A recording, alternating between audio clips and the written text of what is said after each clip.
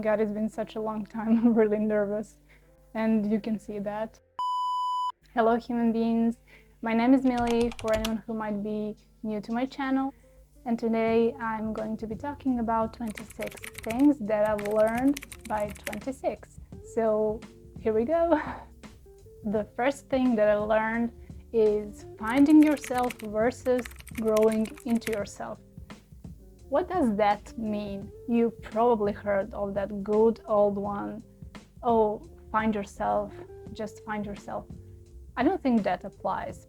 I would rather become who I am and adapt to change from moment to moment than try to desperately find something that doesn't even exist. Possibly, it would be probably futile to try and find something that would be the source of my happiness and just being satisfied with my life.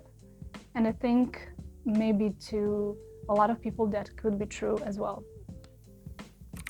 Let it go. That's the second thing that I wanted to mention. I used to be very controlling, in the sense that everything had to be in the exact same place every single time, that everything had to be clean. If my bathroom wasn't clean today, I would lose it. I would snap at people. I would be really frustrated. I would think about it for hours in my bed, and that wasn't doing it for me.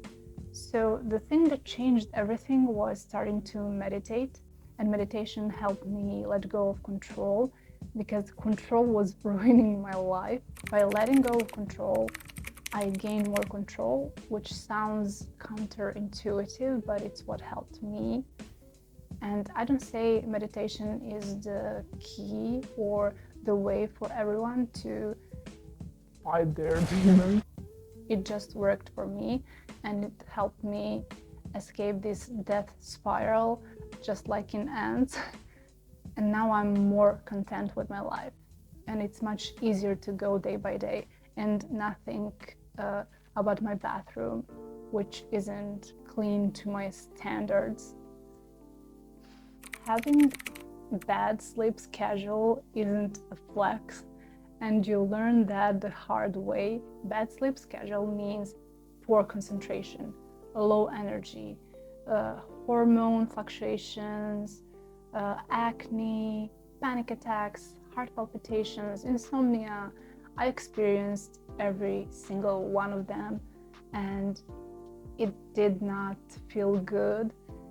And it took me some time to realize, oh well, having a good night's sleep is going to help me be more productive, more energetic, and that's what I did. And ages after you had a really bad sleep schedule, you're going to have some consequences, and I deal with them all the time, and that's basically the moral of the story. Sleep well. Say no to this. How many times have you said yes to things that you didn't feel like doing and that you didn't have to do? And how many times you said yes to projects that you couldn't even possibly finish? How many times have you said yes to helping people when you knew you couldn't find time to do it, or you knew they could easily do it themselves if you can't do it? Well, that person is me, and it took me a lot of time to learn to say no, to prioritize myself and my rest. Here is your cue to just say no, say no to this, and you will have more energy to spend time with people, to help them and be there for them when it really matters. And this isn't me saying you shouldn't help people. I'm just saying, if you have too much on your plate, mentally, physically, just prioritize your health and your well-being over just, I don't know, helping someone choose the photo for their Instagram. Which leads me to no excuses. What does that mean? You don't have to over-explain yourself to people. If you say no, that means no. I don't say that there isn't a situation where additional explanation would be helpful, and that's because we live in a society and sometimes it's pretty much needed. But I'm saying you don't need to explain why you want to read a book rather than watch some TV show. You don't have to explain why you need some time for yourself rather than going out with people. It's just your time. You have every right to give no excuses, to not over-explain yourself. And then people learn to respect it the more you just set clear boundaries, which is the sixth thing that I learned by 26. Set boundaries with everyone, with other people, with yourself. That way you will respect other people and they will respect you as well. If someone doesn't like hugs, you should respect that. And if you want to do something, you should ask people first. Are you comfortable with me hugging you? Is that okay? And if they say, no, I don't like it, then just stop, respect that. That's all there is to it, and they will respect you in return. Try everything. Is there art set sitting in your drawer that is collecting dust? Is there a weird thing on a menu that you never wanted to try or you were too scared to try? Have you ever said no to a party that sounded good? I'm saying, if you can, do it. If there is no valid excuse, just try it. Try everything under the sun. Try making art. Try meeting new people. Try that new thing on the menu. Even though it sounds scary, go out of your way to learn things, to enjoy things, to experience life. Ask your crush out on a date. That way you will learn that you had so much courage inside yourself that you never thought you had. Sometimes when you try things, you'll be met with joy, sometimes you'll be met with sorrow, sometimes you will be met with curiosity, and that is fine. It will make you a well-rounded person full of life experience. Jack of all trades. Why is everyone hating on Jack? Everyone keeps saying Jack of all trades, master of none. I'm good at a lot of things, but I'm not great at any of the things, which is totally and completely fine. I wish I knew this sooner, that you don't have to be a genius at everything you do, that you can be just good enough. And there is also the rest of the quote, which I think would help people who are just a bit like me, good at everything, but great at nothing. And here it goes. Jack of all trades, master of none, oftentimes better than master of one. Keep that in mind. Be spontaneous. At least try to. I'm a person who likes to have everything planned out. If I have to go outside, pick something up, I would plan the whole route to that place. If I'm going out with my friends, I would plan what I'm going to wear, when am I going to catch a bus, at what place are we meeting, and how am I going to go back home, everything. So I decided to give it a try and be more spontaneous, say yes to that party without planning out every single detail, saying yes to some random shopping sprees and just doing things that people invited me to that I never tried before, just saying yes to things. We had saying no, then we have saying yes. Some of the best moments in my life were born from these spontaneous moments, from me saying yes, and now I have a lot of good memories. You'll never know everything, and that is completely fine. The more you know, the less it seems like you know. The area of knowledge seems to be smaller than the area of the unknown, which is completely fine, and it's something to accept. You will never know everything. It's so much fun learning so many things and always having a lot of things to learn, isn't it? No one is just good or just bad. Everyone has good and bad sides. Sometimes we can dislike some characteristics or behaviors of a person, but like others. I think no one should be graded just like good or bad because of the very same reason. We are not only one thing, we are a spectrum. Still, I'm not saying you should excuse some bad behaviors. I'm just saying that we are not one-dimensional. We are much more. Everything changes. The world changes. We ourselves change. Everything is in constant movement. The only thing that doesn't change is that everything changes. Nourish yourself. Books for your mind, therapy for your soul, food for your belly, movement for your energy. Nourish yourself inside and out. Abundance of peace. Peace is very important. If someone drains your energy, you should gently let them go or just limit your time with them. Your job is making you miserable. What can you do to make it better? Can you speak up? Can you delegate your responsibilities? Can you find another job? Nothing is worth your inner peace. Fresh air, quiet time, a peace of mind, those are the things to live for. No goal is too high. There are only unreasonable deadlines. Good thing about deadlines, you can always change them. When things are over, they really aren't over. You can start again. Your priorities will change. My priority used to be studying like crazy, and now it's just nourishing myself and taking rest when I need it. Probably that will change as well as time goes by. People do not need to understand you. They do not need to understand you to appreciate you. They do not need to understand you to value you. Your home is your sacred place. If you're not feeling comfortable at a place where you live, what can you do to make it more comfortable? Can you decorate the space? Can you organize it well? Can you move if nothing else works? Are there people who are making things difficult, who are making you less likely to relax and feel comfortable at home?